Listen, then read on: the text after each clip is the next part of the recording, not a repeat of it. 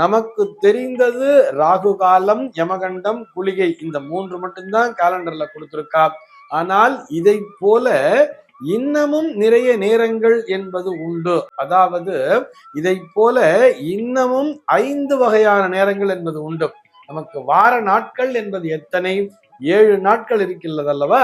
இந்த 7 நாட்களுக்குமே ஒவ்வொரு காலம் என்பது உண்டு. இப்படி புரிஞ்சுக்கலாமே. என்ன தெரியுமா குளிகைன்னு சொன்னா? குளிகன் அப்படின்னு சொன்னா இது சனியினுடைய இயற்கை துணைக்கோள். அந்த சனியினுடைய ஆதிக்கம் பெற்ற நேரம்தான் இந்த குளிகை நேரம் என்பது. சரி சார், அப்படின்னா ராகு காலம்னா என்னன்னு கேட்டா, அது ராகு கேத்துக்கள், ராகு கேத்துன்னு 2 பேர் சொல்றோம் இல்லையா, அவர்கள் இருவரினுடைய தாக்கமும் சேர்ந்த ஒரு நேரம் தான் இந்த ராகு காலம் என்பது.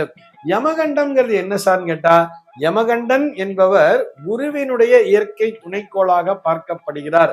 ஆக குருவினுடைய அந்த வியாழன் என்று சொல்லப்படக்கூடிய அவருடைய நேரமாகத்தான் யமகண்டம் என்கின்ற அந்த காலமானது பார்க்கப்படுகிறது. கரெக்டா 1.5 மணி நேரம் கொடுத்திருப்பார். அப்போ அந்த 1.5 மணி நேரமா பிரிச்சோம்னா மொத்தம் 8 வகையான நேரங்கள் என்பது இருக்க வேண்டும் அல்லவா?